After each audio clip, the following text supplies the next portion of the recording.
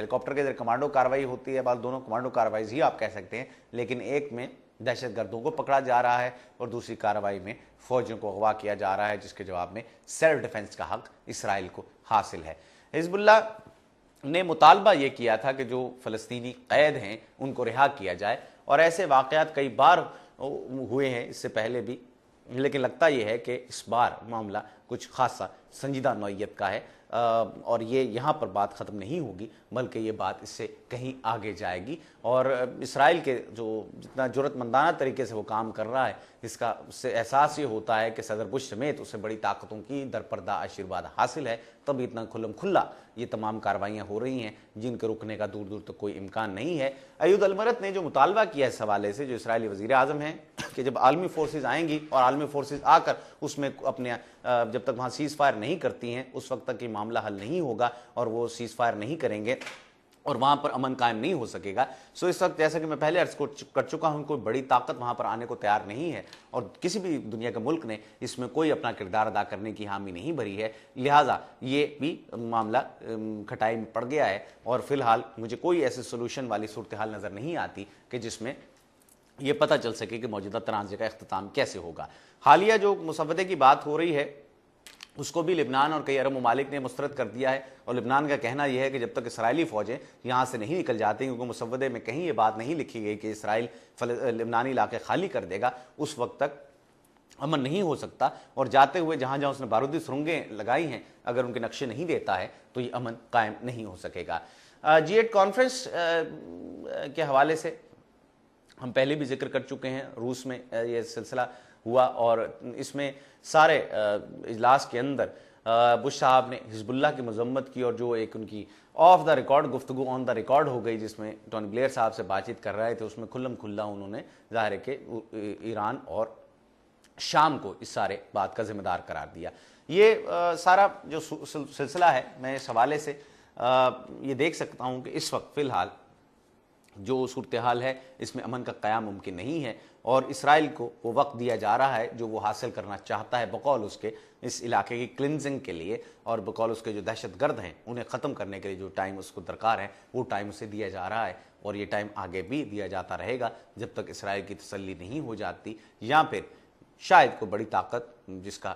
اس حوالے سے ان کو یہ خیال آ جائے کہ اتنے بے گناہ لوگ جو سینکڑوں کی تعداد میں مر رہے ہیں ان کو نہیں مرنا چاہیے، اور کوئی بڑی طاقت انٹروین کرے تو شاید کچھ ہو سکے، لیکن میں نہیں سمجھتا ہوں کہ امریکہ اسرائیل کے مقابلے میں کسی بڑی طاقت کو فی الحال خاطر میں لائے گا۔ گزشتہ 3 سالوں سے فلسطینی انتظامیہ کی تباہی بربادی کا جو عمل جاری ہے اس کے نتیجے میں الفتح غیر مؤثر ہوتی جا رہی ہے جو پہلے حکومت میں تھی، اور اس وقت حماس بھی اپنی لیڈرشپ سے محروم ہو رہی ہے، اور کوئی واضح پالیسی مرتب کرنے میں وہ بھی ناکام رہی ہے، اگر ہم دوسری جانب فلسطین کی طرف واپس چلے آئیں۔ حالیہ انتخابات میں کامیابی کے بعد حماس کی باقی ماندہ قیادت مسلم جد و جہد کا راستہ چھوڑ کر اب مذاکرات کی طرف مائل ہو رہی ہے، اور اس نے یہ اندیا بھی دیا ہے کہ وہ اسرائیل کے وجود کو تسلیم کرنے کو بھی تیار ہے، مگر اسرائیل فلسطینیوں کے ساتھ اب کوئی مذاکراتی حل تسلیم کرنے پر آمادہ فی الحال نظر نہیں آتا، اور اس کے خیال میں مذاکرات میں فلسطینیوں کو کچھ نہ کچھ مطالبات اس کو فلسطینیوں کے ماننے ہی پڑیں گے، اور اسرائیلی ریاست کو کچھ بنیادی حقوق ظاہر ہے کہ فلسطینیوں کو دینا پڑیں گے، اور اسرائیل یہ نہیں چاہتا، وہ فلسطین کو 6 یا 7 ٹکڑوں میں تقسیم کرنا چاہتا ہے، جو پلان کچھ سامنے آئے ہیں جو چاروں طرف سے ظاہر ہے کہ اسرائیل کے دست نگر ہوں اور انہیں ایک دوسروں سے رابطے کے لیے بھی اسرائیل کی محتاجی کرنی پڑے، اور واحد خطرہ اب اس کو جہاں تک ماہرین کہتے ہیں کہ حزب اللہ کی جانب سے رہ گیا ہے، اور فلسطینیوں پر ایک یک طرفہ حل حتمی طور پر مسلط کرنے سے پہلے ظاہر ہے کہ اس خطرے کا تدارک کیا جانا بہت ضروری ہے، اور یہ خطرہ حزب اللہ شام اور ایران کی طرف سے تھا۔ حزب اللہ پر ہاتھ ڈال کر اسرائیل نے یہ بات واضح کر دی ہے کہ وہ شام اور ایران سے بھی اس وقت ٹکر لینے کی پوزیشن میں ہے، یا ٹکر لینے کا اس نے فیصلہ کر لیا ہے، اور اگر میں یہ بات کہوں تو شاید بیجا نہ ہو کہ اس حملے میں ظاہر ہے کہ بڑی طاقتوں کی سرپرستی، جیسے میں پہلے عرض کر چکا ہوں، وہ اس میں شامل ہے، وگرنہ اسرائیل کے لیے شاید یہ سب کچھ کرنا اتنا آسان نہ ہوتا، اور ہو سکتا ہے کہ وہ حزب اللہ اور لبنان کے خلاف کارروائی میں شام اور ایران کو ملوث کرنا چاہ رہا ہو، جیسا کہ حالیہ بیانات سے نظر آیا ہے۔ امریکہ چونکہ ایٹمی صلاحیت کے سوال پر ایران کے خلاف عالمی اتفاق رائے حاصل نہیں کر پایا، اور عراق پر یک طرفہ حملہ کر کے بھی اسے خاصی خفت کا سامنا کرنا پڑا ہے، چنانچہ اس وقت یہ ایک جو سلسلہ چل رہا ہے اس کا سہارا لے کر اگر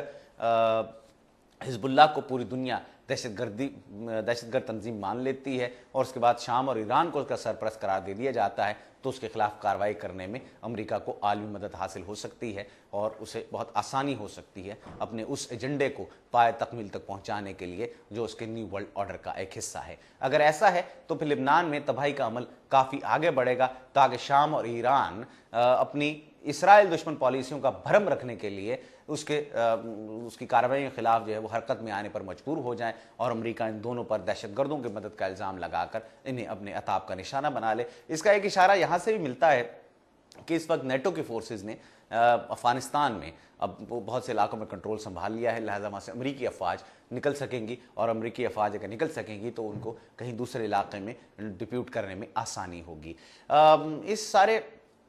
سلسلے میں ظاہر ہے کہ شام اور ایران پر وہ قبضہ تو نہیں ہوگا، لیکن اسے وہ جو ٹیکٹکس استعمال کیا گیا تھا پہلے افغانستان میں پھر عراق پر کہ فضائی حملے اور میزائلوں کا نشانہ بنایا جائے گا اور جو ٹھکانے ہیں جن کے بارے میں کہا جا رہا ہے جو ڈسٹرائے کرنا چاہتا ہے امریکہ ان ٹھکانوں کو اڑانے کی کوشش کی جائے گی۔ اس میں ایٹمی تنصیبات بھی ہو سکتی ہیں، فوجی نوعیت کی تنصیبات بھی ہو سکتی ہیں، اسٹریٹجک نوعیت کی تنصیبات بھی ہو سکتی ہیں جنہیں نشانہ بنایا جائے گا اور اس وقت اس طرح سے لبنان کا ایک انفراسٹرکچر تباہ کر دیا گیا ہے۔ اس طرح ہو سکتا ہے کہ ایران اور شام پر بھی بمباری کر کے وہ ظاہر ہے کہ ان کو بھی مفلوج کرنے کی کوشش کی جائے اور اس میں عرب ممالک کو بھی ساتھ شامل کرنے کی کوشش کی جائے گی، کیونکہ عرب ممالک کو جیسے آپ کو معلوم ہے کہ صدام حسین سے ڈرایا جاتا تھا اور ڈرانے کے چکر میں بہت ساری جگہوں پر بہت سے اپنے مقاصد حاصل کر لیے بڑی طاقتوں نے وہاں پر۔ اب اس سارے سینیریو کے اندر بھی میں سمجھتا ہوں کہ عرب ممالک کو بھی یہ کہا جائے گا کہ اگر یہ معاملہ ابھی ٹھنڈا نہیں ہوتا ہے تو اس میں آپ ہی کا نقصان ہے، لہٰذا ہو سکتا ہے کہ ان کی مدد بھی طلب کی جائے، وگرنہ وہ فوجی اڈے جو ظاہر ہے کہ عرب ممالک میں موجود ہیں انہیں بھی استعمال کیا جائے گا۔ اور اس وقت لبنان کے خلاف جو کارروائی ہے یہ آئندہ جو سیاسی ایک منظرنامہ ہے مسلم ورلڈ کا، خصوصاً اس میں یہ بہت امپورٹنس رکھتا ہے، کیونکہ عراق کے بھی جہاں پر دو لخت ہونے کی بات ہو رہی ہے بلکہ کئی حصوں میں بٹنے کی بات ہو رہی ہے، امریکی جرنیلوں نے اس حوالے سے بات کی کہ وہاں پر ظاہر ہے کہ خانہ جنگی کے امکانات بہت واضح ہو گئے ہیں اور خانہ جنگی کے بعد اس کو مختلف حصوں میں بانٹ دیا جائے گا۔ یہ کوئی نئی بات نہیں ہے، یہ بات جس عراق پر حملہ ہوا اس کے بعد سے یہ سوال اٹھا تھا کہ جناب عراق کو مختلف حصوں میں تقسیم کرنے کی سازش ہو رہی ہے۔ اب یہ سازش کس کی ہے یہ میں کچھ کہنا مناسب نہیں سمجھتا اس بارے میں، لیکن آپ بہتر سمجھ سکتے ہیں کہ یہ معاملہ کیا ہے۔ لیکن بہرحال پلان پہلے کہا گیا کہ یہی تھا کہ عراق کو اتنے حصوں میں بانٹ دیا جائے کہ وہ طاقت نہ رہے، بلکہ عراق کو ظاہر ہے کہ ایک کمزور ملک کے طور پر وہ سامنے آیا اور جب مختلف حصوں میں بڑھ جائے گا تو ایک جو طاقت تھی وہ ویسی نہیں رہے گی۔ مٹھی جب تک اکٹھی ہوتی ہے اس کی اپنی طاقت ہے، جب وہ بکھر جائے تو ایک ایک کر کے اس کو نقصان پہنچانا بہت آسان ہو جاتا ہے۔ لبنان کے خلاف اس وقت اسرائیل کی کارروائی میں سمجھتا ہوں کہ ایک انتہائی اہم پیش رفت ہے مشرق وسطیٰ میں، اور مشرق وسطیٰ میں دو نہیں بلکہ بے شمار فریقوں میں سے کہیں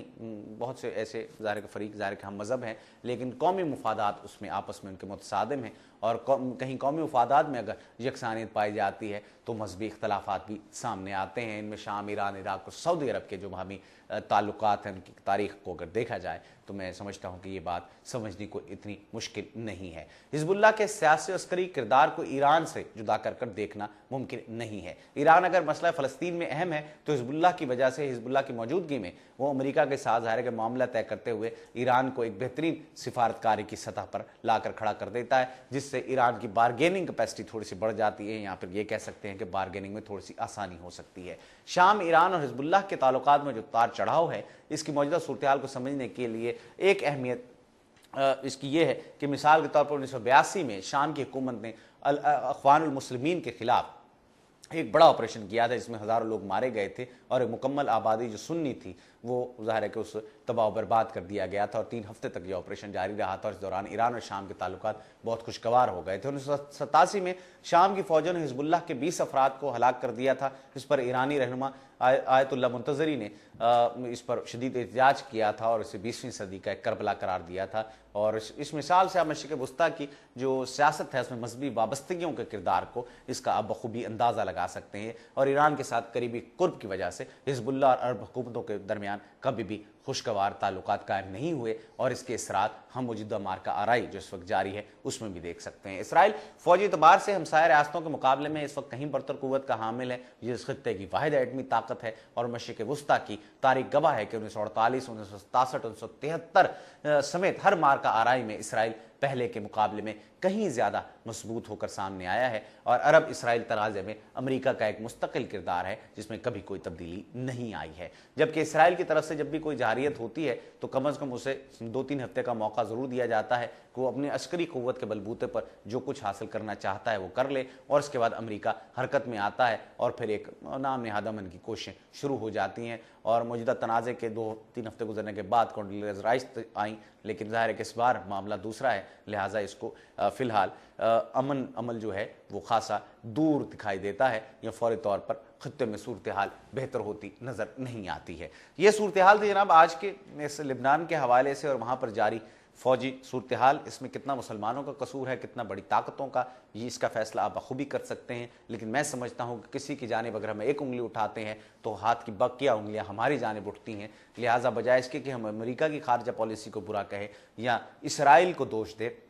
اپنے گریبان میں جھانکیں اور اپنی غلطیوں کا اندازہ کریں تو ہمیں یہ احساس ہوگا کہ وہ کہتے ہیں کہ جو تاریخ ہے وہ خود بہتر فیصلہ کر سکتی ہے، اور تقدیر کے قاضی کا یہ فتویٰ ہے ازل سے، تقدیر کے قاضی کا یہ فتویٰ ہے ازل سے، ہے جرم ضعیفی کی سزا مرگ مفاجات۔ اسی شعر کے ساتھ فرحان اسلم اجاز چاہتا ہے ملاقات ہوگی آئندہ پیر کی شام ایک نئے پروگرام کے ساتھ، ایک نئے موضوع کے ساتھ آپ کی خدمت میں حاضر ہوں گے۔ اجازت دیجیے، فی امان اللہ۔